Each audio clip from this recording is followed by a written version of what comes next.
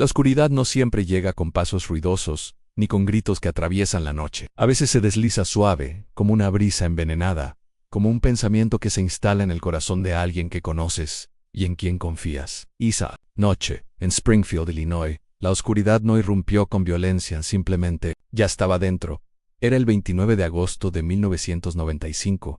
El verano aún respiraba sobre la ciudad con su calor denso y pegajoso. Y en la casa de los Winger, todo parecía en calma. Donna, de rostro sereno y sonrisa maternal, cuidaba a su pequeña hija Bailey, una bebé de pocos meses. Desde afuera, la imagen de su vida era impecable. Una mujer joven, casada con un técnico de radiología respetado, una familia construida con esmero y amor. Pero hay cosas que no se ven en las fotografías familiares. Hay silencios que no gritan, y hay miedos que no se nombran, porque nombrarlos sería darles poder. Dana había sentido algo extraño desde hacía semanas, una inquietud que no podía explicar. Todo había comenzado con un viaje breve pero inquietante. Al regresar de unas vacaciones familiares, tomó un servicio de transporte desde el aeropuerto. El conductor, Roger Harrington, no era alguien común. Hablaba demasiado.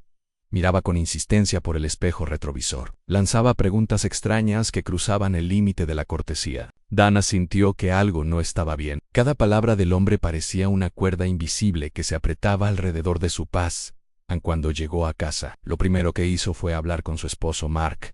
Le explicó cómo se había sentido durante ese viaje, cómo ese hombre le había causado una angustia difícil de nombrar. Luego, lo escribió, porque Dana tenía la costumbre de registrar lo que la perturbaba. Su diario era su refugio silencioso, el único lugar donde podía desnudar su miedo sin ser juzgada. Allí dejó constancia del comportamiento inquietante de Harrington. Allí sembró, sin saberlo, la semilla de una historia que luego retorcería. La verdad hasta el punto de romperla. Mark pareció preocupado. Escuchó con atención, prometió que la protegería, incluso ayudó a presentar una denuncia en la policía local, alegando que el conductor había acosado a su esposa. Todo por un acto de amor, de cuidado. Nadie podría imaginar en ese momento que las mismas palabras de Dana serían utilizadas, semanas después, como la coartada perfecta para su muerte, la noche del crimen. El silencio reinaba en la casa de los Winger. Mark estaba en la planta baja. Dana se encontraba con la niña. De pronto, la calma fue interrumpida por un estruendo. Un grito, un caos breve pero desgarrador.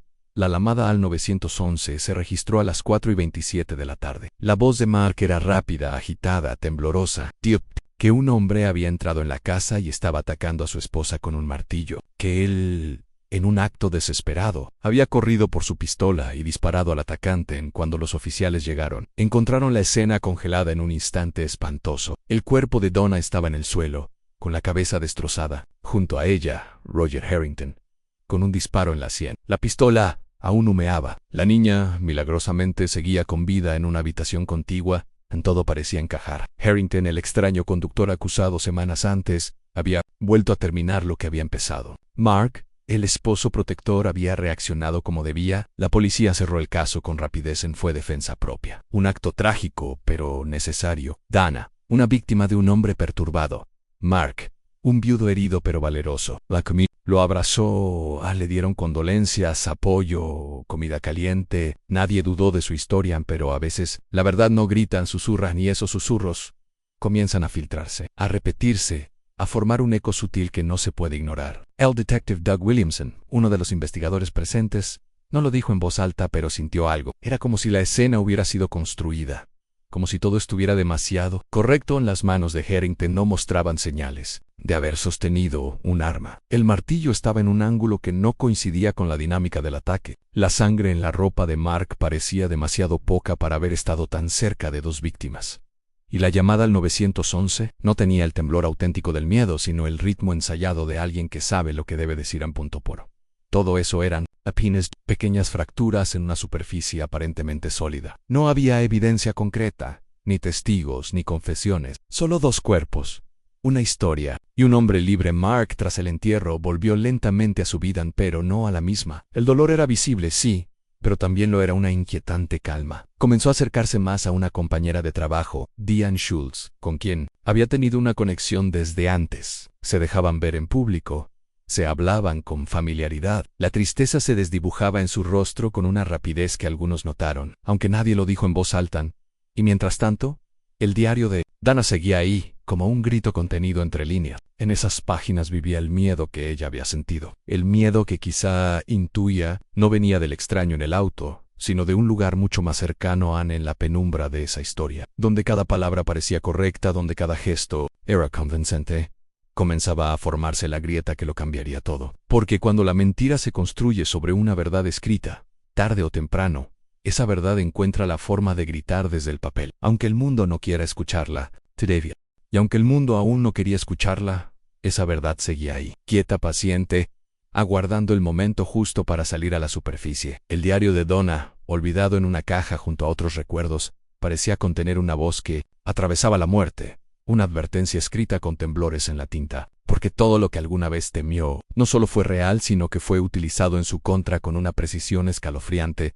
El caso había sido cerrado oficialmente. En los archivos de la policía, el expediente de Donna Winger quedaba marcado, con una resolución que parecía inapelable e ilegítima defensa. Roger Harrington, considerado un desequilibrado mental, había sido catalogado como el agresor, y Mark, su viudo, como el protector que actuó para salvar a su familia.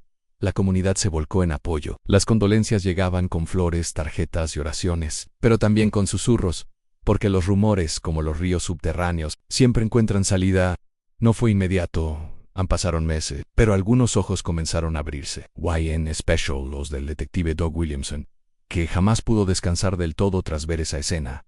Algo no le dejaba dormir. Había cientos de crímenes en su carrera, pero en este había algo que no encajaba, algo que no gritaba sino que se deslizaba en forma de duda constante. Releyó los informes forenses, las posiciones de los cuerpos, el ángulo del disparo en la sangre, las llamadas telefónicas, y entonces encontró el primer hilo suelto en una llamada hecha por Mark Winger a Roger Harrington pocas horas antes del crimen. No era un detalle menor, era un cambio radical de la narrativa, porque si el asesino había sido invitado por la víctima a su propia casa, ¿cómo podía justificarse un ataque espontáneo? La policía nunca había investigado a fondo ese punto. Se había confiado en la palabra de Mark, en su testimonio desconsolado y aparentemente sincero, pero ahora ese testimonio comenzaba a parecer otra cosa. Una historia escrita con anticipación, una fábula cuidadosamente construida, y luego apareció. Ella, Diane Schultz, durante meses había permanecido en silencio, pero el tiempo y el peso de la culpa comenzaron a carcomerla. En una noche cargada de ansiedad, decidió hablar. Llamó a las autoridades y pidió una entrevista confidencial. Cuando se sentó frente al detective Williamson, sus manos temblaban. No por miedo a la justicia, sino por el recuerdo de lo que sabían. Ella y Mark mantenían una relación antes del asesinato. Se veían en el hospital donde trabajaban, se escribían mensajes que ardían con deseo y frustración, y en más de una ocasión Mark le había confesado algo que ella no había querido escuchar con claridad, aunque su matrimonio estaba acabado, que Dana lo agobiaba, que quería ser libre, pero hubo una frase que le repitió una y otra vez, como si tratara de sembrarla en su conciencia. Desearía que desapareciera, aun cuando Diane lo dijo en voz alta. Algo cambió en la habitación, como si por fin se hubiera abierto una puerta que todos temían cruzar. Mark no era solo un esposo herido, no era una víctima, era quizás el arquitecto de todo. El detective comenzó a reconstruir los días previos al crimen. Había registros de llamadas, movimientos bancarios, mensajes, todo empezaba a encajar en un patrón. Y el patrón no era el de un ataque repentino, sino el de un plan cuidadosamente orquestado. Un plan que utilizaba a Harrington como títere, como figura trágica y descartable, porque Roger Harrington no era un santo, pero tampoco era un asesino. Había tenido problemas mentales y había actuado de forma inapropiada con Donna. Eso era cierto, pero no había antecedentes de violencia física, nada que sugiriera que fuera capaz de irrumpir en una casa y matar con un martillo a sangre fría. ¿Por qué lo haría? ¿Y por qué aceptaría ir a la casa de los Winger después de haber sido denunciado? La llamada de Mark era la respuesta. Le había ofrecido algo, tal vez una disculpa, tal vez dinero, o quizás una conversación para dejar todo atrás. Harrington, inestable y solitario, podría haber aceptado, pero nunca supo que estaba entrando en una trampa. El informe balístico reveló otra fisura: el disparo que mató a Harrington no parecía producto de una lucha desesperada. Fue limpio, directo, como un tiro ejecutado con calma. No había señas, no había huellas en el mango del martillo, solo las de Harrington, pero en un ángulo que parecía colocado, como si alguien hubiera preparado la escena andana. Mientras tanto, no pudo defenderse. Su cráneo mostraba señales de múltiples golpes. Ataques certeros, sin indicios de lucha, como si hubiera sido sorprendida, como si hubiera confiado y no hubiera tenido tiempo de reaccionar. En los días siguientes fueron un remolino de secretos desenterrados. Las declaraciones de Diane, los informes corregidos, las nuevas pericias forenses, todo se acumulaba como un castillo de naipes que comenzaba a tambalearse. Y en el centro de esa estructura, Mark, el hombre que todos habían consolado. El padre viudo, el esposo doliente. Ahora era el sospechoso. El verdugo en la fiscalía comenzó a trabajar en silencio. Había que armar un caso sólido. Cada detalle debía resistir, porque enfrentarse a un hombre que había engañado a toda una ciudad no era tarea fácil. Pero la verdad, lenta como un río que encuentra su cauce, comenzaba a abrirse paso a Anne. Así, el crimen que una vez pareció claro, perfecto, irrefutable, comenzaba a deshacerse bajo la luz tenue de la verdad. Porque en cada crimen bien planeado hay una grieta, y en cada grieta, una historia que no se puede silenciar para siempre. Aunque hayan pasado meses, aunque todos hayan aplaudido al héroe, la verdad no muera, solo espera su momento. Y ahora, ese momento se acercaba.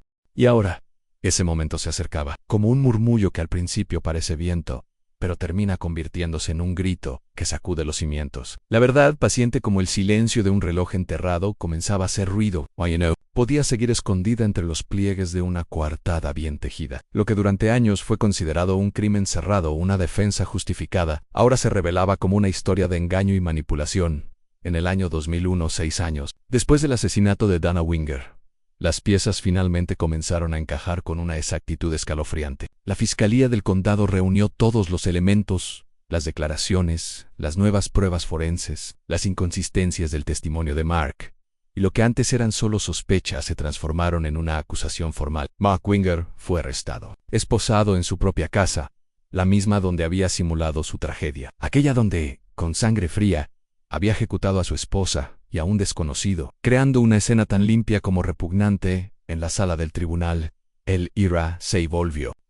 Todos querían entender cómo un hombre que había sido retratado como viudo modelo podía ser el asesino en la sombra, y no cualquier asesino en uno metódico, capaz de utilizar el miedo real de su esposa como instrumento para construir la mentira perfecta. El fiscal trazó un relato meticuloso, apoyado por pruebas y una cronología clara. Explicó cómo Mark había contactado intencionalmente a Roger Harrington, sabiendo de su fragilidad mental, usando como carnada la falsa promesa de una conversación amistosa. El plan era simple en su estructura, pero perverso en su esencia: crear la figura de un atacante para justificar el asesinato de su esposa, y al mismo tiempo eliminar al único testigo que pudiera vincularlo a la preparación del crimen, en una trampa mortal, ejecutada en el hogar que Dana consideraba seguro. Fue golpeada con un martillo, con furia y determinación. No hubo duda de intención.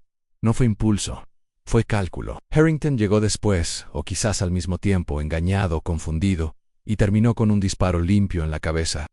Solo tiro preciso mortal en las pruebas físicas reforzaban la teoría. El ángulo del disparo no era el de un tiroteo en defensa propia, sino el de una ejecución. El martillo, que se suponía era el arma de Harrington, tenía marcas que sugerían haber sido plantado. Las heridas de Dana no coincidían con una pelea, no hubo forcejeo, confianza traicionada y muerte. Y entonces, como un clavo más en el ataúd de la mentira, llegó el testimonio de Diane Schultz. La mujer se quebró en el estrado, lloró, pero habló. Dijo lo que durante años había guardado por miedo, por culpa, por ceguera emocional. Afirmó que Mark le había hablado en repetidas ocasiones de su frustración con Donna, de sus deseos de ser libre, de cómo la maternidad había cambiado la relación, de su incapacidad para soportar la rutina de esposo y padre, pero no solo. Diane relató cómo, semanas antes del crimen, Mark comenzó a hablar de forma más siniestra. «Sé cómo deshacerme de ella sin ser atrapado», le dijo una noche. Ella pensó que era una frase dicha al calor de una discusión íntima, una fantasía oscura que nunca se materializaría. Pero no, Anne, era un anuncio disfrazado de lamento. Era el inicio del fin. El jurado escuchó, en silencio. Las palabras flotaban en el aire como un veneno lento. No hubo necesidad de gritos ni dramatismos. La verdad se imponía sola, con su peso implacable. Mark, sentado en la mesa de los acusados, no mostró emoción. Su rostro estaba vacío, como si supiera que ya no había nada que pudiese hacer en la defensa. Intentó sostener la vieja versión de un padre desesperado que salvó a su hija y vengó a su esposa, pero la versión ya no se sostenía. Las pruebas lo derrumbaban como una casa de papel bajo la lluvia. Ya no era un héroe, era un manipulador, un asesino, un hombre que usó el amor de su esposa y su miedo genuino para encubrir un acto vil en Hall. Final del juicio.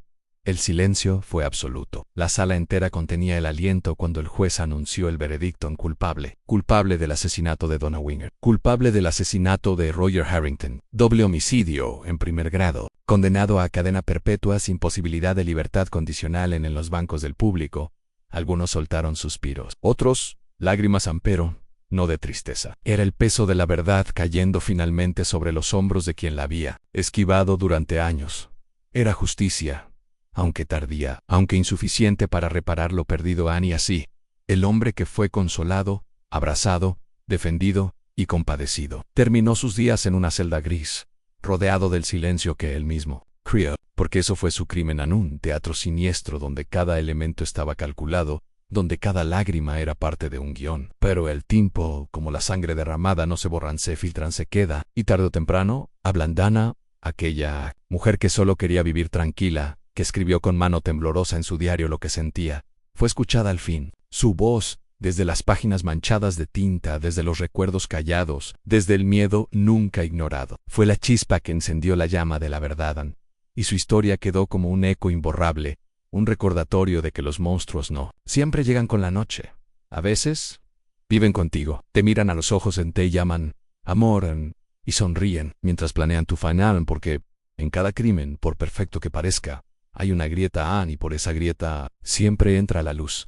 Y por esa grieta entró la luz, no de golpe, no como un relámpago violento que ilumina toda una habitación anón.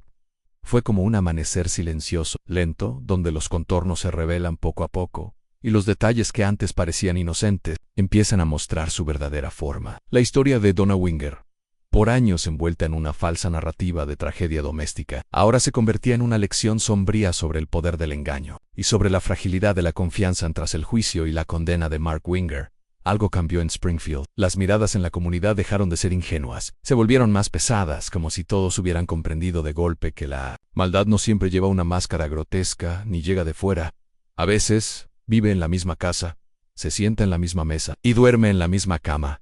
Pero la historia no terminó con el veredicto, porque la verdad, una vez liberada, sigue caminando. Se desliza entre los que fueron testigos, entre los que guardaron silencio, entre los que alguna vez creyeron. En este caso, su eco siguió resonando entre páginas olvidadas, llamadas antiguas y testimonios sellados por el miedo. Eco surgió años después. Desde una celda Mark, ya encerrado, comenzó a mostrar un comportamiento errático, no por culpa, sino por pérdida de control. El mismo hombre que había sido tan meticuloso al construir una escena perfecta, ahora vivía en una rutina gris y sin salidas. No tenía público que lo aplaudiera, no tenía simpatía, solo tenía tiempo. Y la certeza de haber perdido el guión durante los años posteriores a su condena. Varios periodistas intentaron entrevistarlo. Algunos buscaban obtener una confesión, otros simplemente mirarlo a los ojos. Pero Mac rara vez hablaba, se mantenía en silencio, como un animal enjaulado que no sabe si lamenta haber sido capturado o si simplemente lamenta haber sido descubierto. Mientras tanto, el nombre de Dana comenzó a circular en espacios que antes la habían olvidado, no como una víctima más, sino como símbolo de una verdad que intentó ser sepultada por su propio marido. Grupos de mujeres, defensores de víctimas de violencia doméstica, e incluso algunos documentales comenzaron a contar su historia con una nueva luz, no desde el crimen, sino desde la advertencia que ella misma había dejado. Ese diario, aquellas páginas escritas con miedo, se convirtieron en testimonio y en advertencia, porque lo que más estremecía no era solo la violencia del acto, sino la premeditación emocional. Mark no solo mató a su esposa, la utilizó, usó su voz, sus miedos, sus denuncias reales como piezas de un rompecabezas que él mismo había diseñado, y ese nivel de manipulación dejó una herida profunda en todos los que alguna vez lo creyeron. Incluso aquellos que lo defendieron durante los primeros meses tras el crimen. Comenzaron a cuestionarse. Algunos, como antiguos compañeros de trabajo o vecinos cercanos, hablaron en voz baja en entrevistas privadas. Recordaban cosas en miradas, en palabras, en gestos, en pequeños detalles que en su momento pasaron desapercibidos, pero que ahora adquirían un nuevo significado. A uno de esos testigos silenciosos fue un amigo cercano de la familia, un hombre llamado Paul. Durante años había creído en Mark. Lo había consolado, lo había ayudado a cuidar de la pequeña Bailey después del crimen. Pero con el tiempo, algo en su interior se quebró. Recordaba conversaciones con Mark antes del asesinato, comentarios sobre su matrimonio, frases disfrazadas de broma o como en algunas veces, Desearía que pudiera empezar de nuevo. Sin tanto equipaje, Paul no dijo nada en su momento. Lo haría. Era su amigo. Pero cuando vio a Diane Schultz romper en llanto frente al jurado, sintió algo en su pecho, un dolor punzante. Y fue entonces cuando decidió hablar, no como testigo oficial, sino como alguien que había comprendido. Demasiado tarde, que había ayudado a sostener una mentira, pero lo más inquietante aún estaba por venir. Porque en algún punto, la justicia también debía mirar hacia el sistema mismo. ¿Cómo fue posible que un crimen tan elaborado pasara desapercibido durante tanto tiempo? ¿Por qué la policía no cuestionó más profundamente desde el primer día? ¿Por qué se aceptó una historia tan perfecta sin someterla a duda? Esas preguntas comenzaron a circular en conferencias, en debates legales, en foros públicos, no para señalar con dedo acusador, sino para aprender. Porque el caso Winger no solo dejó un asesino tras las rejas, también dejó una lección dolorosa sobre cómo la verdad puede ser disfrazada, y cómo la buena voluntad puede ser manipulada por una mente calculadora. Mientras todo eso ocurría, la pequeña hija de Donna crecía, alejada del escándalo, bajo el cuidado de familiares que intentaban protegerla de la sombra de su padre. La niña, ahora adolescente, no recordaba el rostro de su madre ni los eventos de aquella tarde fatal, pero el mundo que la rodeaba sí lo recordaba, y su existencia misma era un recordatorio viviente de una historia que nunca podría cerrarse. Del todo. A veces se dice que el tiempo lo cura todo, pero en este caso, el tiempo solo profundizó la herida, porque cuanto más se supo sobre lo que realmente ocurrió, más clara fue la magnitud del engaño. Donna no murió por azar, no fue víctima de un extraño. Fue sacrificada con precisión por alguien que dijo amarla. Y eso, quizás, era lo más aterrador de todo. El caso Winger sigue siendo estudiado por psicólogos criminales, sociólogos y expertos en comportamiento, que convierte a un hombre común, sin antecedentes violentos, en un asesino metódico. ¿Dónde se rompe la moral? ¿En qué momento se cruza el límite entre el deseo y la acción? Nadie tiene una respuesta única, pero todos coinciden en que el crimen de Donna fue más que un homicidio.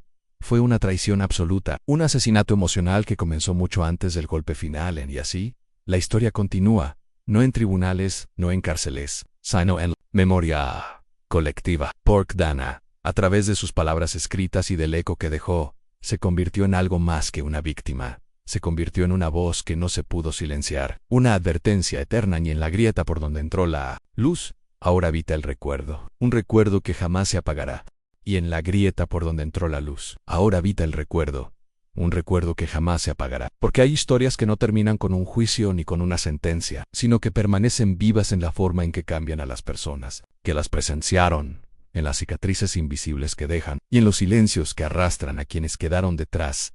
La historia del asesinato de Donna Winger no es solo un caso cerrado, es un eco que resuena aún en las paredes de aquella casa, en los pasillos del tribunal, en las cartas olvidadas, en los informes marcados con tinta seca, y sobre todo, en la memoria de su hija, Bailey. Porque aunque era solo una bebé la tarde en que todo ocurrió, su vida quedó marcada para siempre por una tragedia tejida con frialdad. Escondida bajo una máscara de amor, Bailey creció lejos del hombre que la engendró, pero cuya sombra, como una niebla que nunca se disipa, la seguía, sin que ella pudiera entenderlo del todo. La familia materna, decidida a protegerla del escándalo, del morbo y del dolor, la crió con cariño, con cuidados extremos, pero también con un secreto enterrado como un pozo en el jardín. No hablaban de aquella noche, no hablaban de su madre, solo decían que había sido buena, muy buena, y que algún día, cuando fuera el momento correcto, lo entendería todo. Pero el momento correcto nunca llega. La verdad, cuando ha sido ocultada por tanto tiempo, se vuelve una criatura salvaje.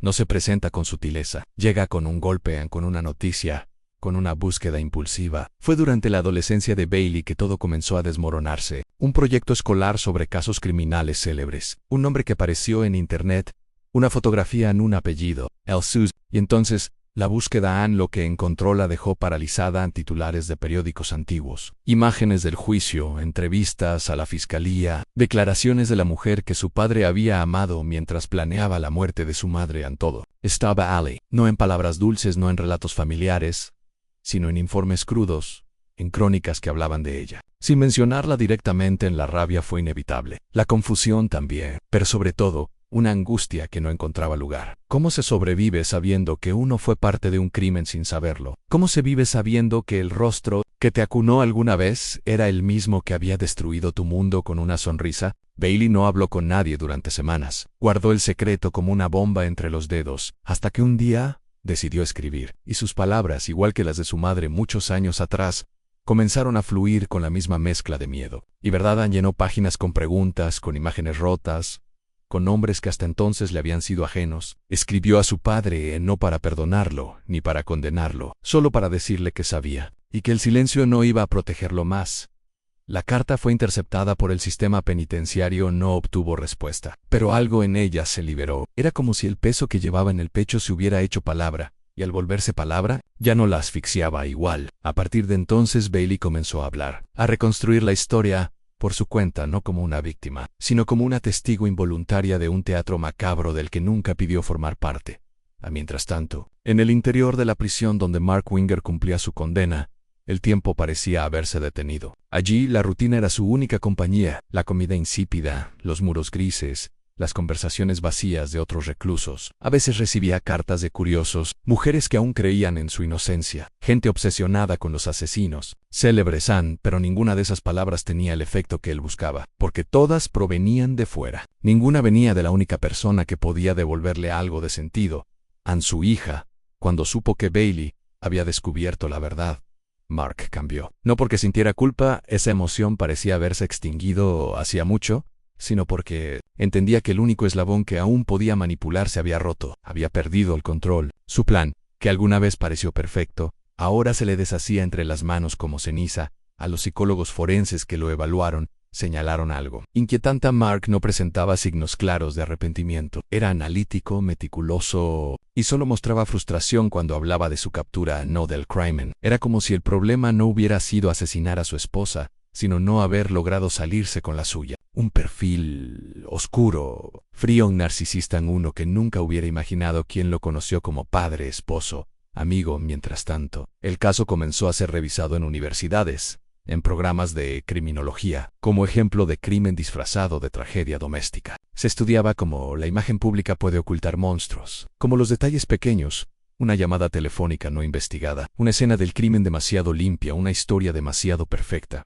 Pueden ser la clave para entender. La mentira en Donna en todo eso volvió a tomar voz. Su diario fue publicado como parte de un documental que recorrió el país, no como una pieza morbosa, sino como un símbolo, porque sus palabras, escritas en la intimidad de una mujer temerosa pero valiente, habían sido la primera chispa de todo. Ella había sentido el peligro, lo había nombrado, y aunque nadie la escuchó a tiempo, al final, fue su voz la que lo desnudó todo.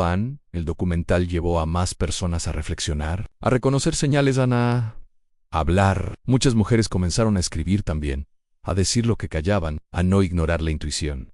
Porque el miedo de Dana no fue una paranoia, fue una advertencia. Una que costó su vida, pero que salvó otras. Después, y así la historia llega al presente. Una historia sin justicia perfecta, sin redención, sin un cierre que calme el alma, pero con una verdad que, a pesar de todo, se impuso. No con gritos, no con violencia, sino con las palabras de una madre, el dolor de una hija, y la grieta por donde finalmente entró la luz. Una luz que ahora nadie puede apagar.